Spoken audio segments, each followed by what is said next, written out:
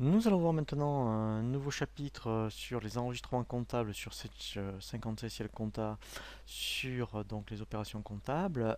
Par rapport aux factures de vente, on va voir les factures d'acompte et on va voir un premier cas de figure lorsque vous êtes une société de négoce et que effectivement vous demandez par exemple 30% d'acompte.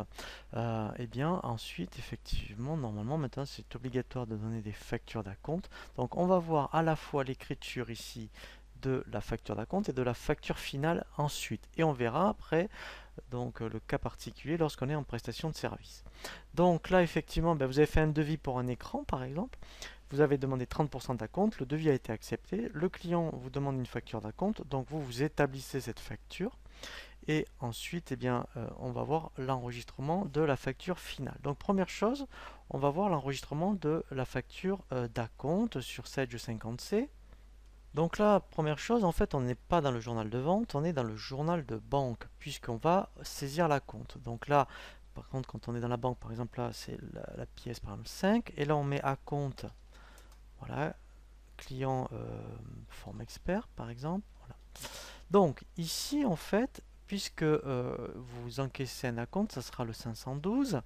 Voilà, donc là, on regarde dans les comptes financiers ce qu'il y a comme compte ici 512. Maintenant, il doit y avoir le 512. Donc là, j'enregistre mon acompte de 150 euros. Et ensuite, en fait, il y a une particularité, on n'enregistre pas un compte client, mais on enregistre un compte client et acompte reçu, ce qui est normalement un... Voilà, vous voyez ici, 419 100 pour 150. Voilà, donc ça reprend vraiment l'enregistrement de la facture d'acompte. Donc ça, c'est la première chose. Donc maintenant, saisir la facture finale. Donc là, on va bien saisir la vente de l'écran, la TVA, hein, qui est bien sûr les 100, et ensuite, après, on va déduire la compte, puisque le client l'a déjà réglé, et on va saisir le net à pied qui est de 450, mais qui correspondra bien à 600 euros, puisque 450 et la compte, ça fait bien 600. Donc nous, on va saisir ça et retomber vraiment sur le net de cette facture. Là, je reviens par contre dans le journal de vente, je mets le numéro de facture, je ne sais plus, 350, voilà, facture, voilà. Donc première chose, je vais saisir le 707, 500. Ensuite, je vais déduire, puisque je l'avais déjà saisi, le 419, puisque là, maintenant, il faut l'annuler. Voilà. Donc là, je vais saisir le 419, c'est-à-dire la compte, voilà, pour ici 150, puisque ça n'a plus lieu d'être. Après, j'ai la TVA. Ici, en fait, je vais la saisir pour 100 euros, puisque c'est la TVA sur les 500. Et là, ensuite, eh bien, le 411, donc là, voilà, pour 450. Puis je saisis donc 450, puisque le client a déjà versé 150 euros, et il me doit bien plus que 450 euros. Et vous voyez que ça reprend bien le total de la facture, qui est bien de 600 euros. Voilà, donc là, c'est vraiment comme ça qu'il faut saisir une facture finale lorsqu'on en a compte, lorsqu'on est en bien et je dirais de marchandises, de négoce. Et maintenant, on va voir la différence lorsque effectivement on est en prestation de service. On fait apparaître la TVA. Pourquoi? Puisque en fait, comme on est aux encaissements, donc ça veut dire que vous encaissez vous, admettons, voilà. Donc là, il faut faire ressortir la TVA. Donc là, eh bien en fait, c'était 150 euros hors taxe. Donc là, il y a 30 euros de TVA. Donc on va saisir ça, voilà, avec la TVA. Et après, voilà. Donc on va saisir ça ressemble un peu après à la première écriture qu'on avait passée. Et voilà, mais là en fait, vous voyez, ça fera 420, puisque 420 plus 180, ça fait bien 600. Voilà, mais là après, vous voyez on déduit 150 euros en hors taxe.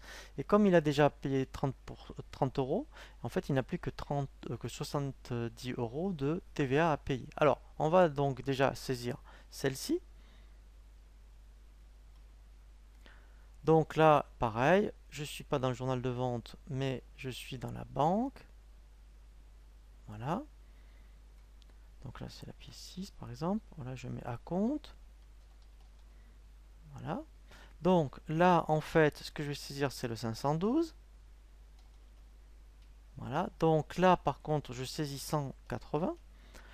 Et ensuite, voilà, ici, je vais ressaisir le 419 pour ici, en fait 150. Donc ça correspond exactement, hein, comme aux ventes et biens de marchandises, hein, puisqu'on avait bien saisi 150. Et là, je fais ressortir la TVA, puisque comme je l'encaisse, hein, on n'est pas sur la TVA en attente.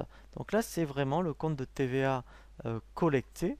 Voilà, donc ici, voilà, à 20%. Voilà, vous voyez pour les 30, voilà. Et là, on a bien 180. Donc ça, c'est vraiment la première chose à faire, hein, pour constater la compte.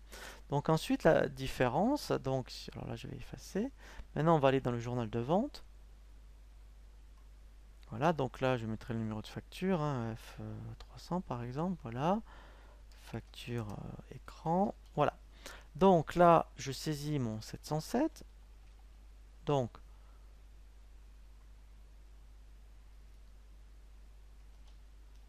voilà, pour les 500.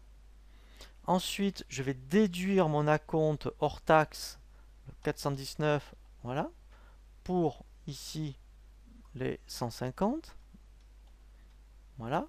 Mais après, ce qui va changer effectivement, c'est ici après la TVA,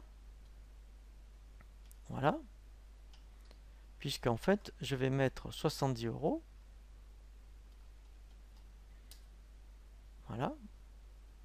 Donc là, en fait, je vais mettre ici 70, voilà. Et là, je vais rappeler mon client et je vais bien mettre 420, puisque en fait le client ne me doit plus que 420 euros. Voilà, hein, donc là, voilà, donc là en fait, hein, voilà, c'est un petit peu différent, mais voilà comment il faut saisir après ici effectivement l'écriture par rapport donc lorsqu'on est en prestation de service.